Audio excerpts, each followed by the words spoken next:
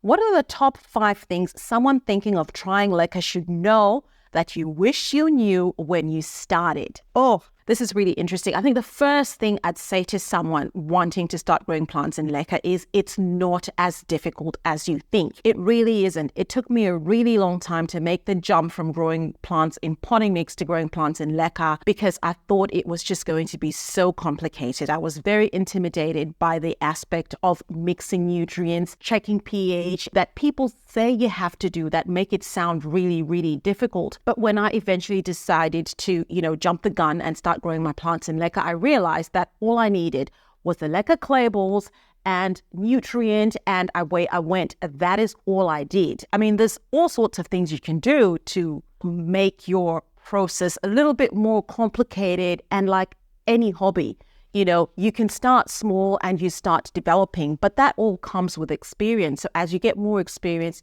you start adding new things. What happens if I add some CalMag?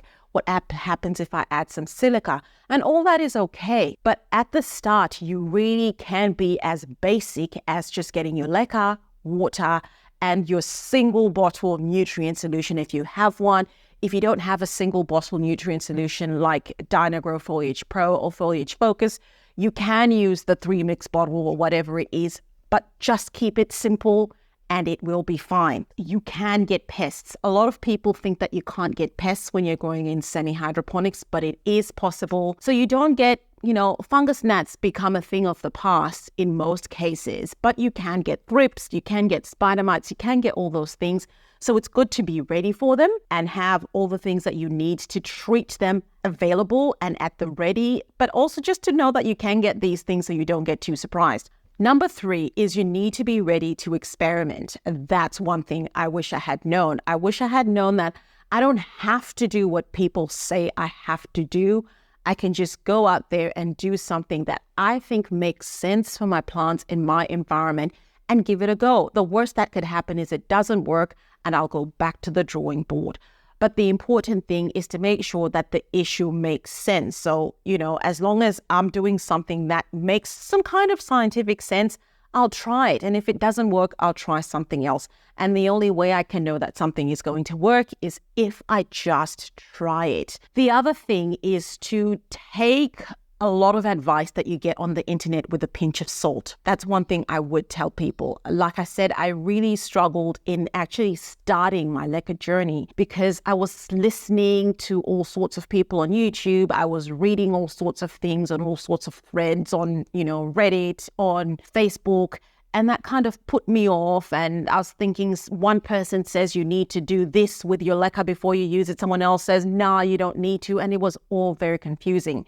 So you really need to make sure that you're getting your information from people who've got a track record, reputable sources, people who have a good history of growing their plants in semi-hydroponics or in Leca for an extended period of time, and then trying things out for yourself and see whether that works or not. Other aspects of plant care are just as important. Using Leca or pon, that's just the substrate. That's just one thing you have to think about when you're caring for your plants. Aspects such as light, humidity, temperature, these are all important. These are factors that very, very much determine how your plant is going to survive. And what tends to happen is people will start growing their plants in semi-hydroponics or in Leca, and then something happens, something goes wrong. And the first thing they'll think about is that when I put my plants in Leca, my plant died.